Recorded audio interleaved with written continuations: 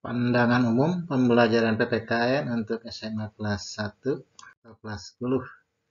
Assalamualaikum warahmatullahi wabarakatuh. Puji syukur kita panjatkan kehadirat Tuhan Yang Maha Esa yang telah melimpahkan rahmat dan karunia-Nya sehingga pengenalan pembelajaran PPKN atau Pendidikan Pancasila dan Kewarganegaraan untuk kelas 1 dapat dilaksanakan. PPKN merupakan mata pelajaran yang mempunyai misi sebagai pendidikan nilai dan moral Pancasila, penyadaran akan norma dan konstitusi Undang-Undang Dasar Negara Republik Indonesia tahun 1945, pengembangan komitmen terhadap Negara Kesatuan Republik Indonesia, dan penghayatan terhadap filosofi Bhinneka Tunggal Ika. Pendidikan Pancasila dan Kewarganegaraan dimaksudkan sebagai upaya membentuk peserta didik menjadi manusia yang memiliki rasa kebangsaan dan cinta tanah air, yang dijiwai oleh nilai-nilai Pancasila, Undang-Undang Dasar Negara Republik Indonesia tahun 1945, semangat Bhinneka Tunggal Ika, dan komitmen Negara Kesatuan Republik Indonesia. Oleh karena itu, tujuan pembelajaran PPKN adalah upaya mengembangkan kualitas warga negara secara utuh dari berbagai aspek kehidupan. Mata pelajaran PPKN untuk kelas 1 atau kelas 10 itu memiliki 4 kompetensi inti dan 28 kompetensi dasar. Nanti kita pelajari untuk kelas 1 atau kelas 10, di mana PPKN untuk kelas 10 itu memiliki 4 kompetensi inti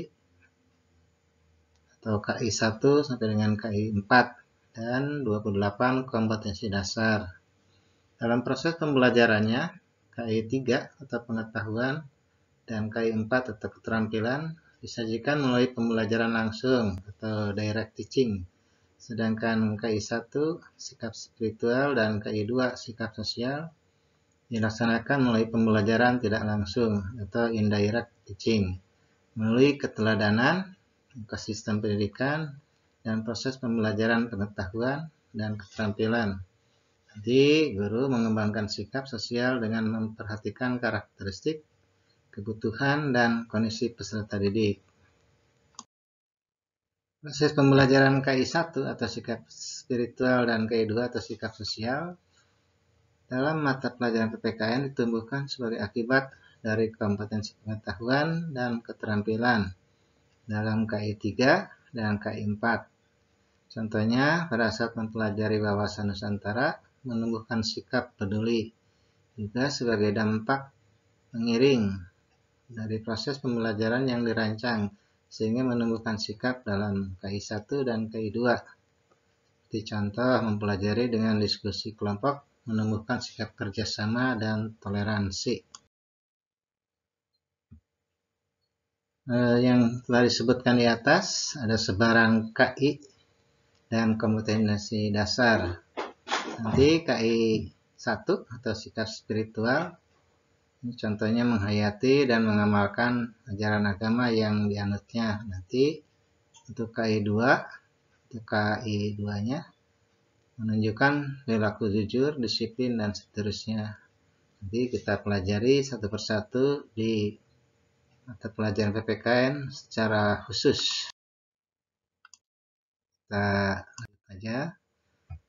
Kompetensi inti kelas 1 diajarkan ke dalam 28 kompetensi dasar yang akan ditransformasikan dalam kegiatan pembelajaran 1 tahun atau 2 semester yang terurai dalam 32 minggu.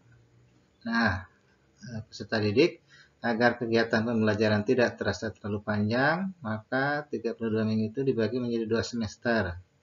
Semester pertama dan semester kedua, masing-masing 16 minggu. Dengan demikian, waktu efektif untuk kegiatan pembelajaran mata pelajaran PPKN sebagai mata pelajaran wajib di SMA itu disajikan dalam waktu 2 kali 45 menit dalam 1 minggu.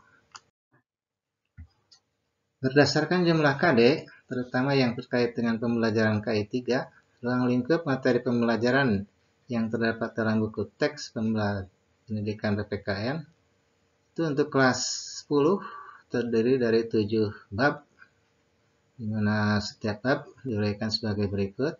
Nanti bab 1 itu kita akan mempelajari nilai-nilai Pancasila dalam kerangka praktik penyelenggaraan pemerintahan negara. Nanti bab 2 itu ketentuan Undang-Undang Dasar NRI tahun 1945 dalam kehidupan berbangsa dan bernegara.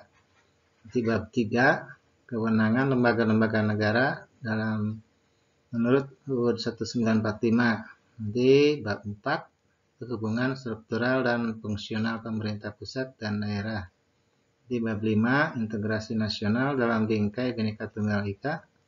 Bab 6 itu tentang ancaman terhadap NKRI, dan bab 7 mengenai wawasan Nusantara. Nanti setelah pembelajaran khusus kita akan belajar bab 1 sampai dengan bab 7. Berikutnya nanti bagaimana skenario pembelajaran PPKN itu untuk semester 1 atau semester ganjil itu ada 4 bab, dari bab 1 sampai bab 4, dimana contohnya itu bab 1 hanya 4 kali pertemuan. Di dalam satu pertemuan itu ada 2 jam tatap muka atau 2 kali 45 menit. Nanti setiap akhir bab biasanya ada ulangan harian yang dilaksanakan setelah terselesaikannya satu bab atau terselesaikannya satu kompetensi dasar. Lalu setelah terselesai antara bab 1 dan 2 biasanya akan diadakan ulangan tengah semester atau PAT. Kemudian berikutnya bagaimana strategi pembelajaran PPKN itu. Nah, pembelajaran PPKN di SMA Negeri 1 Cikembar dari kelas 1 atau kelas 10, kelas 11, kelas 12 itu mengacu kepada kurikulum 2013, di mana dalam mengembangkan 2 modus pembelajaran yaitu pembelajaran langsung dan pembelajaran tidak langsung. Pembelajaran langsung itu adalah proses pendidikan di mana peserta didik mengembangkan pengetahuan, kemampuan berpikir, dan keterampilan psikomotorik melalui interaksi langsung antara guru dengan siswa di kelas. Sedangkan pembelajaran tidak langsung nanti pembelajaran berkenaan dengan pengembangan nilai dan sikap. Artinya dalam pembelajaran tidak langsung bagaimana sikap siswa tersebut menerapkan nilai-nilai yang sudah dipelajari di pembelajaran tidak langsung. Lalu, jenis pendekatan dalam pembelajaran PPKN itu ada pendekatan saintifik. Nah, pembelajaran dalam pembelajaran kurikulum 2013 menggunakan pendekatan ilmiah atau saintifik. Jadi untuk pembelajaran PPKN juga sama, harus mengikuti pembelajaran secara umum, di mana pembelajarannya harus mendekatkan diri kepada scientific atau discovery learning atau inquiry learning.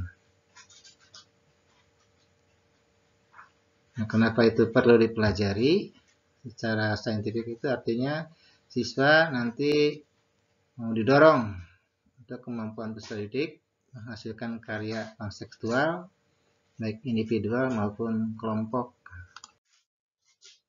Lalu bagaimana dengan model-model pembelajaran untuk pembelajaran PPKN?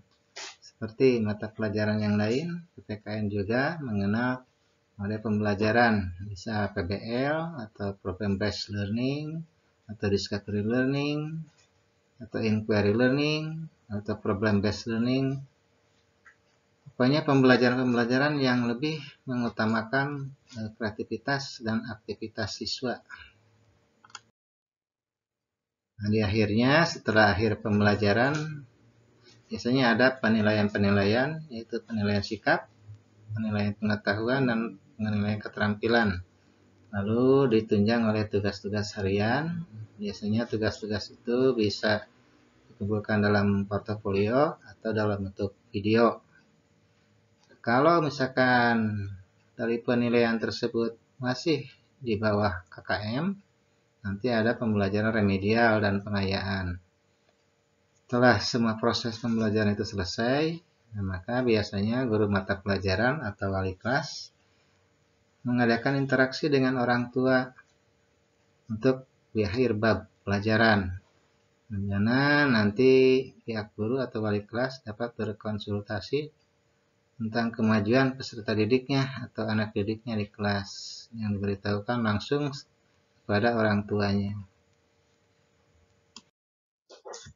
Demikianlah paparan singkat secara umum tentang pembelajaran PPKN kelas 1 selama 1 pelajaran penuh. Terima kasih atas perhatiannya.